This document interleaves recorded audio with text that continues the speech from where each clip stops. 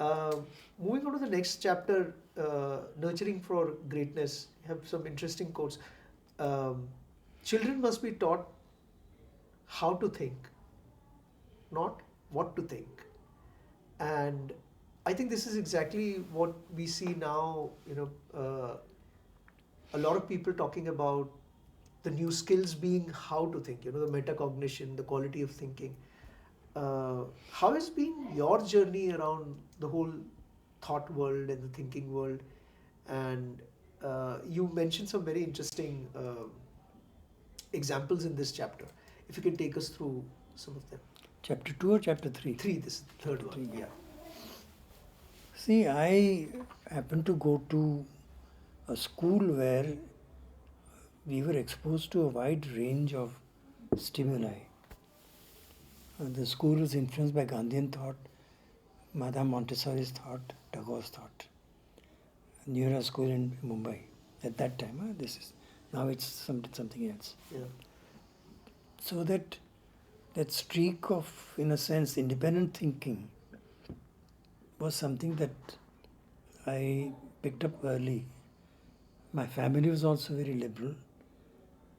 My grandfather was a thinker, writer, politician, lots of things, versatile man. My father was also very liberal. He was a freedom fighter, but he also worked in a British company for a while, and so on. So we had a very cosmopolitan family. Yeah. We had a communist in the family, and we had capitalists in the family, and we had nationalists in the family, and so on. So I don't think I had to go too far out to become mentally independent. It was more or less ingrained into me and nurtured into me. The big break, if you like, came when I went to the United States. And there when I went to Wharton for an MBA, I found a system of education in which the teacher encouraged questioning. It was not that, you asked a question and you got a pat answer. You mind your business, you learn pretty much what I say. That was not the case. People were encouraged to ask questions. And that was a very refreshing thing, because in India, when I went to Sydenham College and did CA and all that, that was not the culture. Culture was to reproduce in examinations whatever one learned, either in the books or from the teacher. So that was a very good thing. Then I decided to waste my time by doing a PhD, which I had no intention to do earlier, but I said, what the hell? Let me invest 3 years of my life in growing my mind.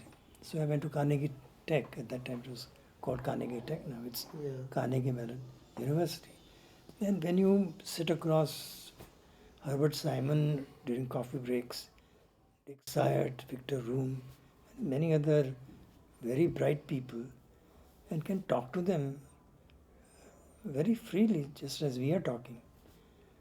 The whole mindset becomes more strongly free thinking, that you think freely. Mm-hmm. And then I taught in Montreal, McGill, came back to India.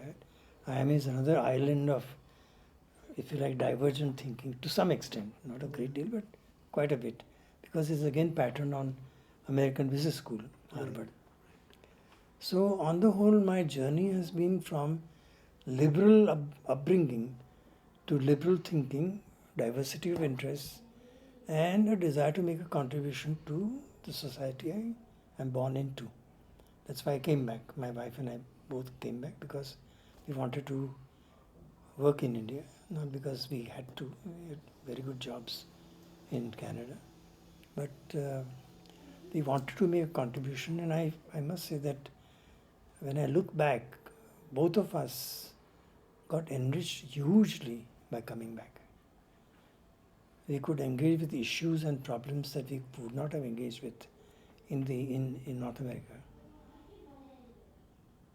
So that, I think, has been my journey, to That is why I'm so much in favor of How to think and how to think.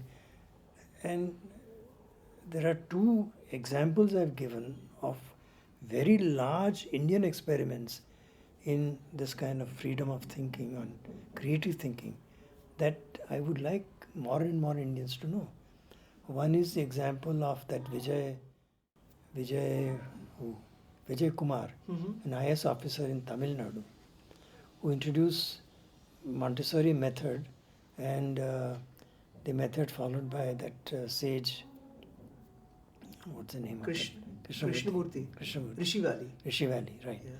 He studied, he went there, found out how the whole thing was done, and then he brought in this self-motivated and self-paced learning, where the student becomes its own teacher, and the teacher is an auxiliary to you, to whom you go to for advice and so on. But the main thing is that you learn, you ask questions, you sort of pace your own learning, and you don't have these rigid classrooms. You can, in a Montessori class, you can interact with somebody who's in the second standard and somebody in the fourth standard, because they are all in the same room. Now, this was something that has been tried out in several thousand schools in India.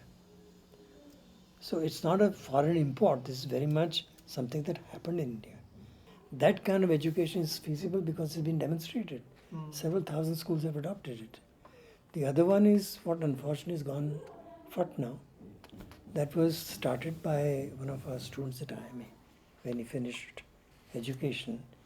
And what he did was he felt that school education, particularly in government schools, but also in other private schools, was of poor quality. And the students were not given a excitement of learning.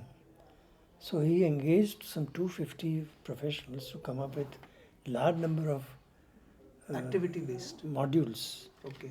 No, activity-based learning is the Tamil Nadu thing. Is the Tamil Nadu which went to Karnataka and so on, spread elsewhere.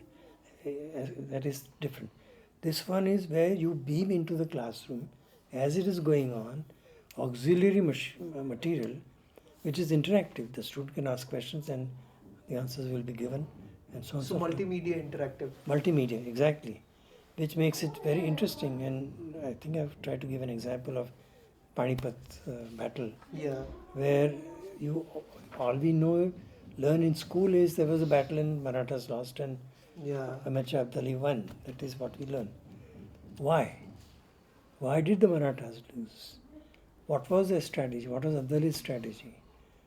Why is it that we keep on losing big battles when others have been invading us, despite we having maybe 10, 15, 20 times the population of those countries? Now, these are probing questions that we are never taught to ask. But these are the kinds of things that these people did. They would then beam into the classroom material on the Panipat battle, why the Marathas got defeated because they had brought their wives along and they had to get out of Delhi because they were starving. And as a consequence, they were ill prepared to fight Abdali. Then there were three generals. They didn't get along with each other. And so there was an infight. Infighting was there. And Abdali was smarter. See, problem with our troops has been that there are a small core of trained soldiers, but large numbers are just people dragged out of villages to join. And without much training, they're given some arms and say, you go and fight. You can't win battles that way. If you go battle by battle. Babur won with what, 10 or 12,000 soldiers against 1 lakh Rajputs. Clive in Calcutta won the Battle of Plassey with 9,000 troops or something like that against again 50,000 Sirajuddaullah's troops. So why? Why would that happen? Now, that is where by giving you supplementary material, the child gets a much better idea of the causal structure of problems, issues. And that is what you want to highlight from this chapter. That that you want to focus on how to think, and rather than once you teach a child how to think, the child will solve problems. It's bright enough. Yeah. With some help, obviously, but The child's own innate capacity to learn is enormous. We all know that. Yeah. We've all been children and we have learned on our own language and so many things. Yeah. So that capacity can be utilized fully in the classroom. So this rote learning has been our bane from several thousand years. Our minds have been dulled by this rote learning. We never learned to ask questions the way the Upanishadic fellows used to ask Inquiry. questions. Yeah. Yeah. Why? Why? And that why disappeared from our vocabulary. How? Guru says, how should I do it? Ritualistic. Ritualistic. Yeah. Exactly. So, in this chapter and the chapters after this, you covered some very interesting education institutions uh, in the higher secondary, in the higher studies in lower schools. Um if and they have been around for quite some time. I would imagine that hundreds, if not thousands, have passed through these schools. And if these students have been gifted and blessed and cultivated with these aspects of how to think and humaneness in some way, I believe that they are somewhere in the society today. Yes. They're all seeped into the society. And some of them would be doing some good work which is coming out, and a lot of it would not be discovered yet. Do you see a mechanism to aggregate this in some manner? I'm not sure how it can be done, but I think it's very important to do it. I think it's terribly important to create large networks of people who believe in this kind of liberal, creative education. Right now, they're isolated persons. They're all doing their own own stuff. thing, Yeah. but they're not connected, and there is no natural leadership has arisen. Gandhi was the last great leader in India who brought about major change in education. He was a national figure, and Bunyadi Talim was a new idea. We were never, as a culture, working with hands was never part of our culture. But he said, no, you work with your hands, you learn from doing. And that was a very major change. Yeah. Yeah. And I think we do not at the moment have, you have got islands of excellence, islands of creativity, islands of goodness and so on. But a way by which you can coalesce this into a larger Aggregate movement, platform. larger movement, with dissensions, with differences, obviously you cannot have Yeah. uniformity. But at least a working network. How would it look like? Can you just spontaneously visualize what it would be? Can you visualize how it would look like? What would it be doing? I'll give you an example of what I was involved with last 4 years. There's something called the Aspire Circle, which a friend of mine, Amit Bhatia, started in Delhi. There's something called Aspen Institute in the United States. Yes. And he had been to Aspen, and he picked up the pedagogy there. And when he came to meet me, his vision was that can we have a organization like the Aspire Circle, which over a period of times 1,000 social leaders pass through. Now they pass through and therefore they become alumni. And because they become alumni, they are able to network. Correct. Right? And that was the vision. Now he unfortunately gave up in the middle. Now again he's trying to revive it. But for 4 years I conducted about 7 or 8 retreats of 2 days each 4 times a year. And we had NGO heads, CSR heads, we had funding agencies heads and so on. And they were very interesting people. Many of them had corporate careers, they gave them up to do this kind of work. And what we noticed was that over a period of time, many of these Aspire fellows began to lean on each other. See, the thing is, you all go through the same experience, and it was very free atmosphere, very much like Montessori kind of thing, where, say, there'd be a poem, and then you'd all share our perceptions of what the poem is about and what is nice about it, etc. Or a reading from Marx or a reading from Gandhi and discuss it. The idea was not to create a consensus. The idea was to help people express themselves in an atmosphere where difference was respected. Yeah, living disagreement. And I think if that Aspire Circle idea can be expanded, if you've got 1,000 social leaders, It's a huge thing. it's a huge thing. It has a movement capacity. Exactly, yeah. And then if each one of them has its own Aspire Circle in its own area, then it spreads. Yeah. So that is one possible model. But I would hope that somebody would come forward with the attempt to network people. Yeah. There are small attempts are being done.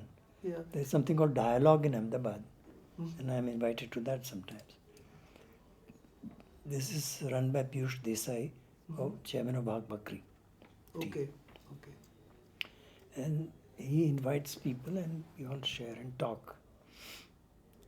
But I think we need to do much more. And today, fortunately, the media and the internet and so on enables you to do it. Yeah.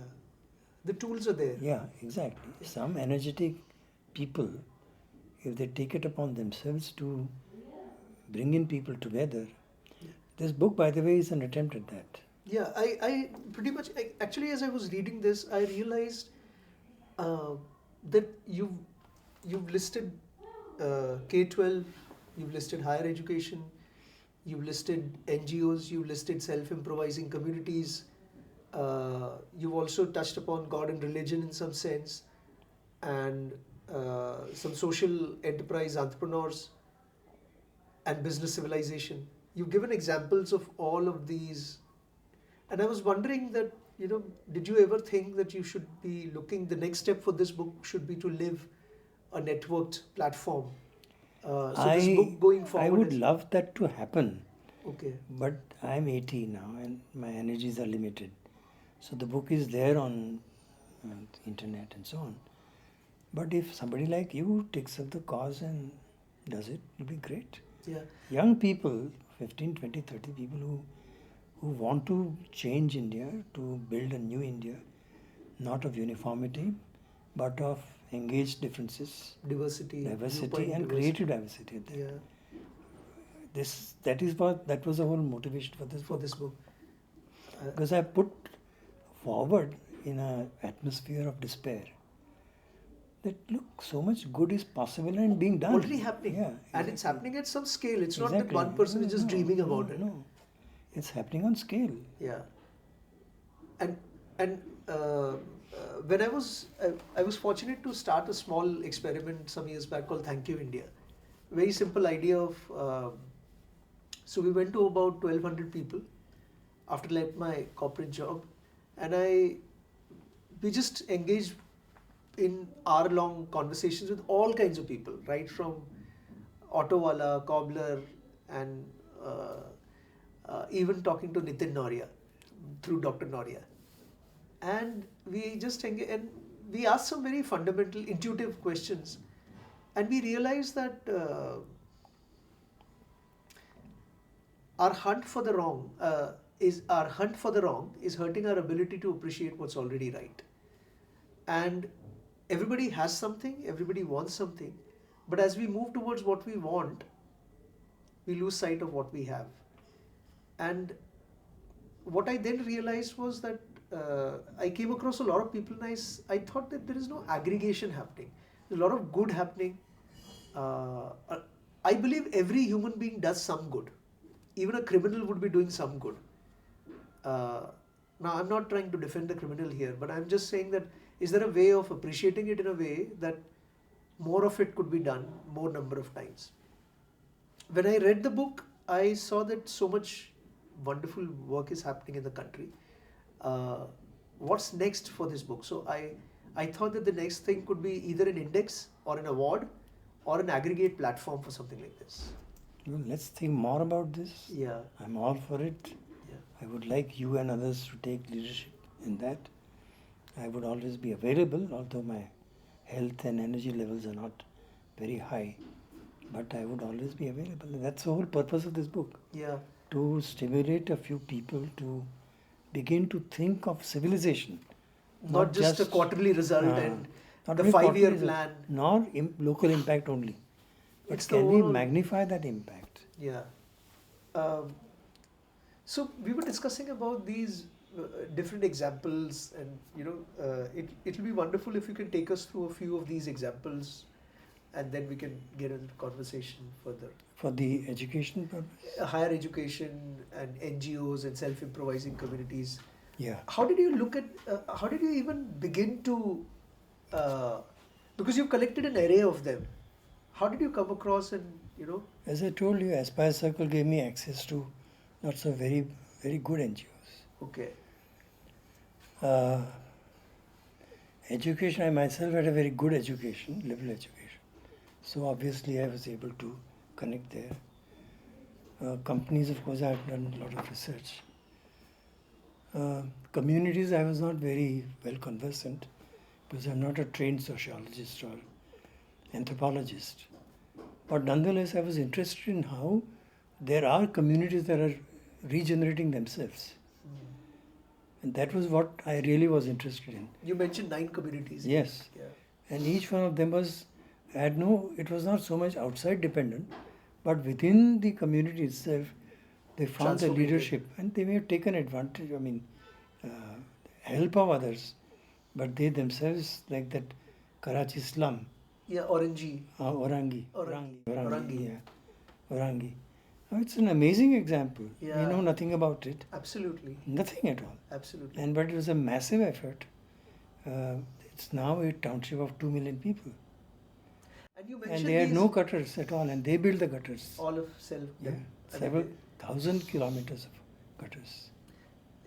Interestingly, towards the end of that chapter, you mentioned them in 3 tiers. Mm. Can you expand on that? Where 3 tiers of what? 3 tiers of these 9. You're saying that each of them are in some ways slightly different from the other. So you go on to say that, like the Auroville is an example of the spiritual, the actualization. All of these coming together. Yeah, the hierarchy, if I may. Yeah. Some of these are, for example, communities where they organize themselves for collective goodness. That Meta, joke, what is his name? Menda, something. They were against the forest department and they found a local leadership to practice a democracy where everybody got together and made decisions in the entire community.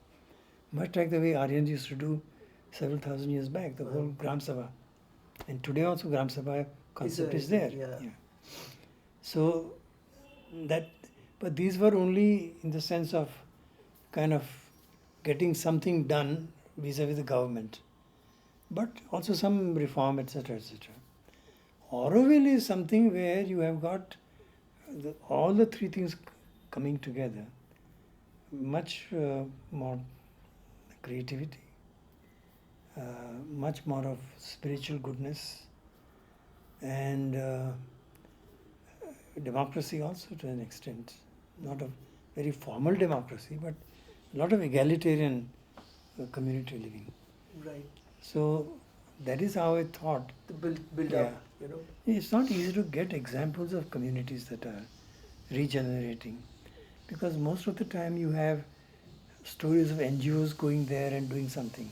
Yeah.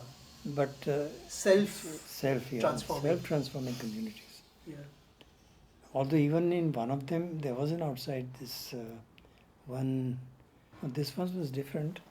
I forget the name of that place. Okay. But the Athawale people went and then exposed them to the power of love, friendship, and spirituality. And then they left. But the local leadership then took over. And then they created lots of institutions which were locally inspired, and they did a lot of very good work. I've been to that community myself. Right. So I could see, and I went to another community a few kilometers away of same types of Adivasis, and you could see a huge difference. Here were people who were reciting shlokas in Sanskrit, although they didn't know Sanskrit, but they were very pure Sanskrit. They looked happy, their children were well cared for. There was no crime at all. People were together. They had a common plot in which they did experimental farming so that it could diffuse into other farms. They developed their own marketing networks and so on. So a number of these things happened. The other place was children with running noses and pot-bellied children, poverty, grim poverty, starvation, and so on and so forth. Just a few kilometers apart. But that power of spirituality was a transforming experience. What I've tried to do is to indicate the kinds of interventions, or the kinds of, in the first chapter also I've tried, there are many ways of triggering change. You can change with one, you can change with something else, and then if you build on it, it'll accumulate. Perseverance. It will accumulate. Accumulate. One thing will lead to another, and third, second to third, and so on. Systemic in some sense. Becomes a system of change. So here also, there was a systemic change which was triggered by spirituality. So I was very interested in those communities that tried offbeat means by which to transform themselves. There is one concern that came to my mind when I was reading that chapter, and this goes back to what we were discussing a little earlier, which is economy is becoming global. So one, you have productions, the production of goods now happening in places where the system gets the best return, or rather the economic system gets the best return. Machines are taking over. Now, in lieu of in wake of these two, how can we visualize the sustenance of the communities in times to come? Because I would suspect that there would still be economic dependence. The economy is a part of our life. Do you see that this globalization and technologization would hamper the sustenance of the self-improvising community by any way, or? Depends upon how you use globalization and so forth. I've given the example of Punsari. It's a village in Gujarat. There the man was the first engineer in the village, and he took upon himself to transform the village. The way he did was he studied government schemes, and he got people together. They were warring communities in that castes in that place, and said, look, why do you want to fight? We can get money from the government that will benefit everybody. Small group of people who accepted his advice, and they are now able to transform it into a urban village. With air-conditioned schools and no crime, 24-hour electricity, street lighting. You also mentioned about the Chhara community. Chhara, right? Chhara. Near Ahmedabad. Near Ahmedabad. There again there was an outside force. Shweta Devi was there, who came to Ahmedabad. She met the Chharas. Devi was there. Devi, another person who you might know. He's what exactly is he? He's a linguist or he's an anthropologist? I'm not sure. Ganesh Devi. So both of them came and they brought the Budhan papers. Budhan was an activist, not of their community, some West Bengal community, was tortured and killed in the police thing. And Ma Shweta Devi took up his case, fought and got the persons arrested, the police who had. Then she brought these papers over to this. Now within the Chhara community, there were one or two persons who took upon drama as a vehicle of change. You see how creative these different approaches are. One is against forest department, another is using drama, third using spirituality, and so on. And through the medium of drama, they enacted the Budhan story in drama. And then they began to perform Budhan theatre across not only that community but across Gujarat and elsewhere.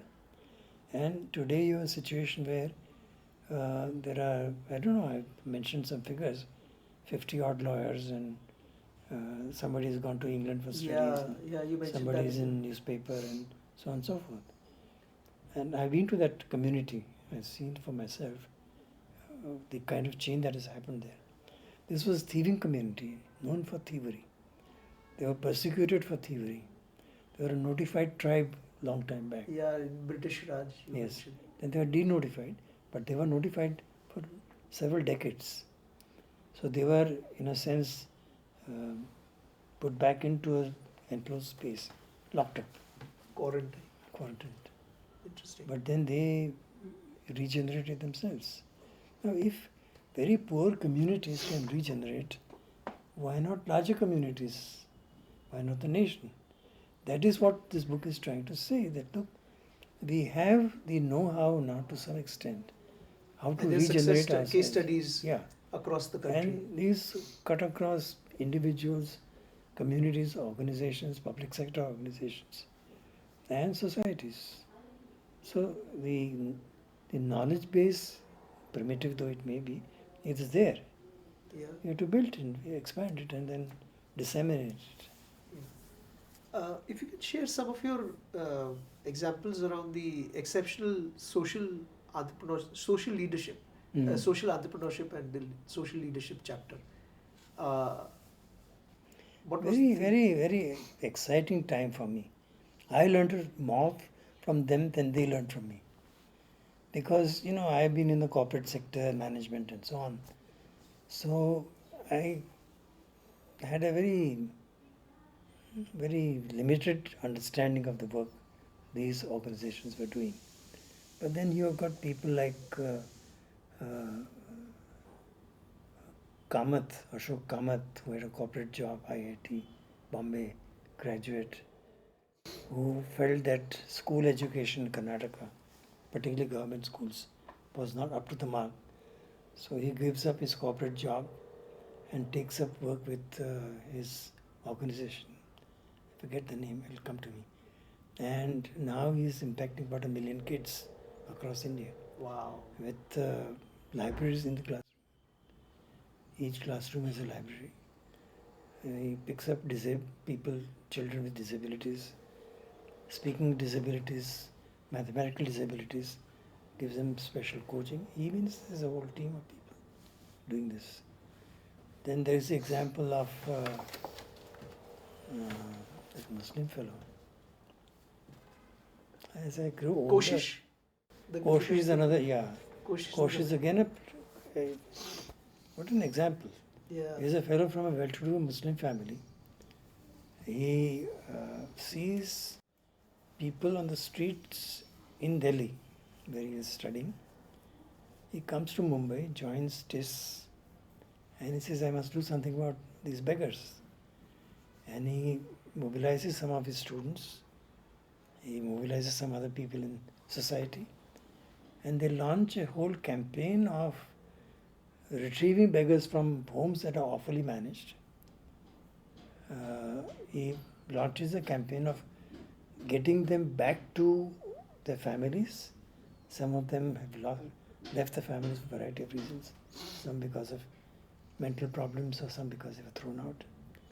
He launches a program of getting them jobs, and some 20,000 beggars, one person's initiative has led to the resettlement of 25,000-30,000 beggars. That was 2-3 years back, so the numbers must have gone up. Yeah. In fact, as you were speaking, I'm just thinking that a good way to take this thing forward also could be all the people who've been covered in this book. Interview them. Yeah. And maybe if we can organize a half a day or a day long. Or have a site on internet where you feature these stories.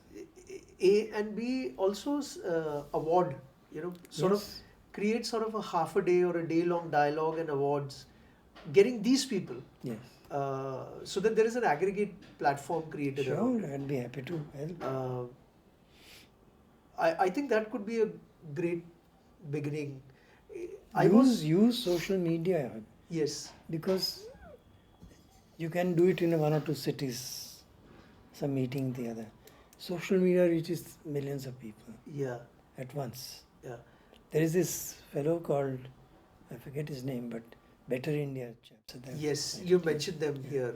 Yeah. No, you know, Phenomenal again, work they're doing. They are from this school in Hyderabad, ISB. ISB. The world is at their feet, and yet the husband and wife see somebody and say, well, can you not capture the goodness of people? Yes. Can you not capture the caring that people have for each other? And that's the site. Every day or every alternate day, they feature a positive story. Yeah. Yeah. And they've got a fairly strong following now. Yeah. In fact, what I also see is Dimant something. Yeah, you mentioned about Dimant. him. So one is this the award kind of thing, and the other thing is featuring their interviews. Third thing is if this book can travel to schools in some way, in the sense not just the book. This book would be too much for schools. So I'm But saying a teachers, version yes. of this. Teachers, yes. Yeah, you could do one thing. You could take the core concepts, simplify them, Exactly. and then we can have booklets. Yeah, and if this book, so what I mean by this book can travel to schools is maybe it's in form of booklets or in form of dialogues in the school. Dialogues, CDs, whatever. Yeah, a multimedia animation kind of thing. Sure, that can be done. Interesting. Because there are lots of examples here. Yeah. What I was wanting to also gather from the conversation was this book establishes the case for a lot of good happening in the country, and so does platforms like Better India. I see an abstraction that you've created in terms of what makes it work, which is what is required, because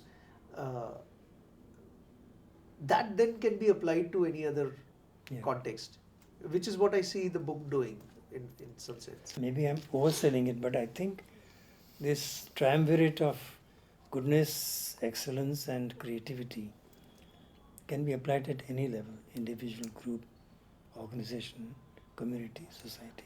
So what I wanted to do was, I've covered only 6 to 7 chapters right now. Maybe I'll try to have another dialogue in a month or two, and then I'll come back again and we can Sure. carry it from there. Any particular anecdote or thing that you would like to share while you were making this book, which made you stop and I got tired. It was an enormous effort. I can imagine. Research effort, trying to put things together, making it coherent. This book is not for the masses. It's Yeah. for thinking people.